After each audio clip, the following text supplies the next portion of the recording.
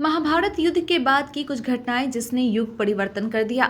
महाभारत के युद्ध को अब तक के मानव इतिहास के भयंकर युद्धों में से एक माना जाता है। प्राचीन धार्मिक ग्रंथों के अनुसार महाभारत का युद्ध बेहद विनाशकारी था।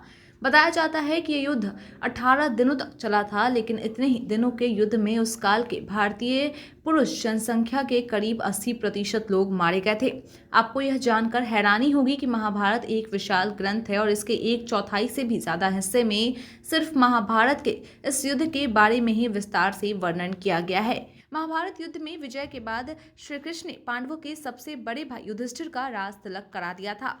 महाभारत युद्ध में विजयी होने के बाद पांडवों को हस्तिनापुर की राजगद्दी मिली थी और युधिष्ठिर को हस्तिनापुर का महाराजा बनाया गया था।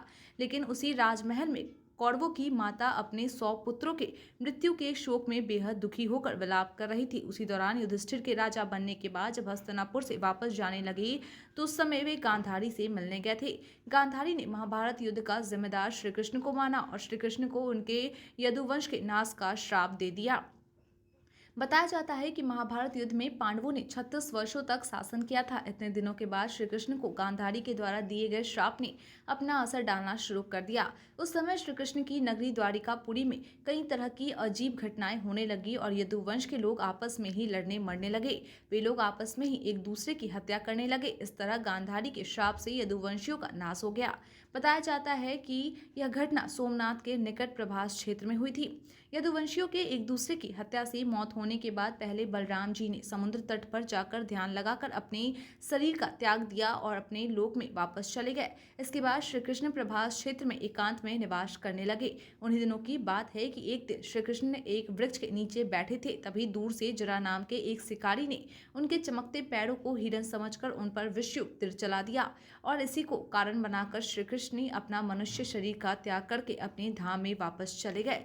श्री कृष्ण के परम धाम गमन के बाद वेद व्यास जी से अर्जुन को यह खबर मिली कि श्री कृष्ण और उनके भाई ने शरीर छोड़ दिया है।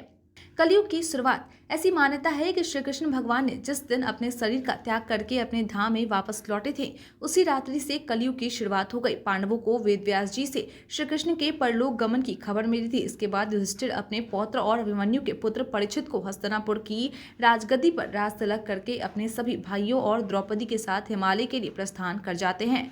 माना जाता है कि हिमालय होते हुए युधिष्ठिर स्वर्ग तक पहुंच जाते हैं और इस यात्रा में एक कुत्ते ने, जो वास्तव में यमराज ही थे, उनका मार्गदर्शन करते हैं।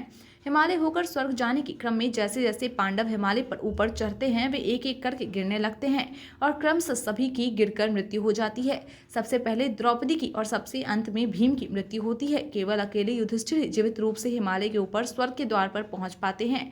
जब युधिष्ठिर स्वर्ग के प्रवेश द्वार पर पहुंच गए तो उनके साथ चल रहे कुत्ते ने अपना रूप त्याग कर अपने असली रूप में आ गए। असल में वे यमराज ही थे, जिन्होंने युधिष्ठिर को स्वर्ग में प्रवेश देने से पहले उन्हें नरक का दर्शन करते हैं।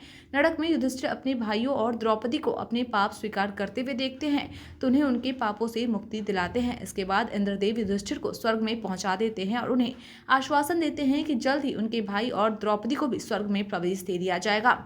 माना जाता है कि श्री कृष्ण और पांडवों के इस संसार से विदा होने के बाद ही कलयुग की शुरुआत हो गई थी, जो अभी तक चल रही है। माना जाता है कि कलयुग के 5000 साल पूरे हो चुके हैं। आज के लिए इतना ही। धन्यवाद।